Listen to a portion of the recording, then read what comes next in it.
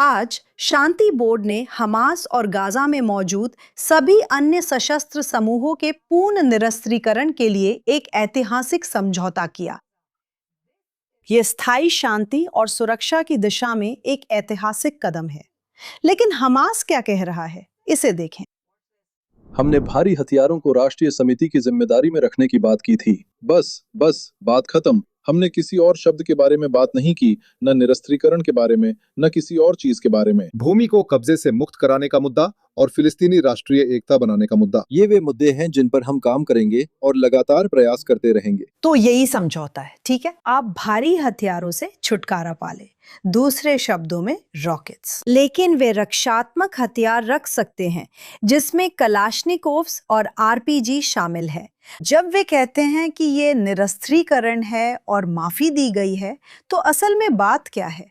क्या गाजा पट्टी में रहने की माफी दी जा रही है?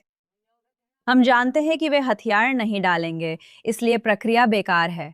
दुर्भाग्यवश राष्ट्रपति ट्रंप ऐसा तब करते हैं जब उन्हें और रास्ता नहीं सूझता। हमास ने 20 सूत्रीय योजना पेश करते ही निरस्त्रीकरण खारिज कर दिया था। हम उसके पीछे के व्यक्ति से भी नहीं निपट रहे हैं, और वो है ईरान का इस्लामी गणराज्य। मुझे पता है हम इस पर बातें कर रहे हैं, लेकिन बात वही है, कम से कम जो हमें अभी तक पता है।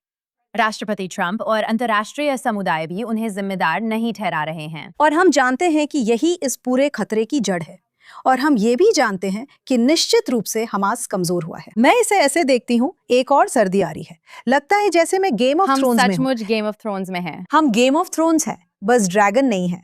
एक और सर्दी आ रही है। वे 1 मिलियन लोगों को फिर टेंट में नहीं रख सकते।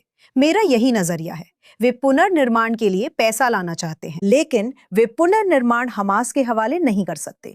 इसलिए उन्हें दिखावे के लिए यह दिखाना होगा कि अब हमास सत्ता में नहीं है। मैं इसे ऐसे देखती हूँ। मुझे लगता है यही बात है। माफ कीजिए अगर मैं उपेक्षापूर्ण लगी। मेरा गजा के लोगों के प्रति कोई अपमान का इरादा नहीं है।